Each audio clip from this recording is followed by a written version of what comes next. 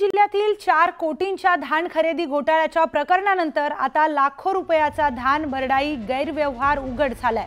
या प्रकरणात सरकारची फसवणूक करणाऱ्या 4 बड्या राईस मिल धारकांवर फौजदारी गुन्हे दाखल करण्यात आलेत। गडचिरोली जिल्ह्यात धान खरेदी केंद्रावरून खरेदी करण्यात आलेला धान जिल्हा पुरवठा विभागाकडून बड्या राईस मिल धारकांना दिला जातो।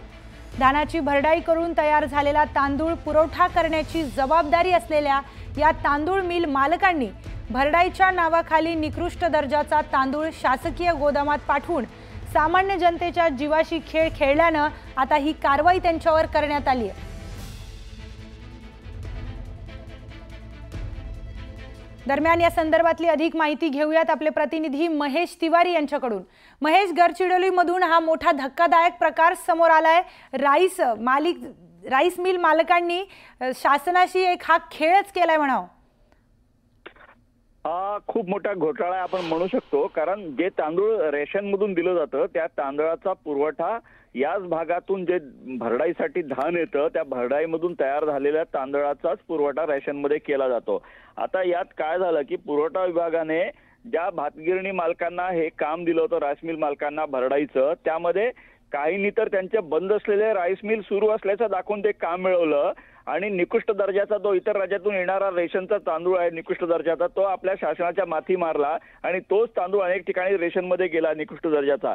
दुसरं म्हणजे दुसऱ्या 2 राईस मिल मालकांनी सुद्धा असाच प्रकार केला की निकृष्ट दर्जाचा तांदळाचा पुरवठा त्यांनी सरकारला केला। या संपूर्ण प्रकरणाची ओरड झाल्यानंतर चौकशी सुरू झाली होती। आता चौकशीमध्ये या राईस मिल मालकांवर गुन्हे दाखल करण्याचे आदेश झालेले आहेत। त्यामध्ये आरमोरी येथे हैदर पंजवानी यांच्यावर, तर त्यासोबतच देसाईगंज येथे भास्कर डांगे आणि मोटवानी म्हणून एक आहेत राजकुमार मोटवानी यांच्यासह आणखी एक माया डांगे, अशा 4घांवर हे फौजदारी गुन्हे दाखल झालेले आहेत। ईसी ऍक्ट मध्ये गुन्हे दाखल झालेले आहेत। आता या संपूर्ण व्यवहारामध्ये महत्त्वाचं म्हणजे ज्या प्रशासकीय अधिकारी कर्मचाऱ्यांनी यात भूमिका बजावली त्यांच्यावर काय कारवाई होतात हे पाहावं लागेल। मात्र सध्या तरी 4ही जणांवर फौजदारी गुन्हे दाखल झालेले आहेत, कारण जनतेच्या जीवाशी खेळ करण्यात आलेला आहे। जे निकृष्ट दर्जाचा तांदूळ रेशन मधून पुरवठा झालेला आहे त्यामध्ये बहुतांश तांदूळ अशाच पद्धतीनं भरडाईच्या नावाखाली सरकारला पुरवण्यात आला होता आणि त्यातूनच हा गैरव्यवहार आता उघड झाला आहे। निश्चितच महेश, धन्यवाद आपण दिलेल्या माहितीसाठी। दरम्यान निकृष्ट दर्जाचा तांदूळ शासकीय पुरवठागृहात पाठवण्यात आलेला आहे आणि हा मोठा घोटाळा गडचिरोलीमधून उघड झालाय।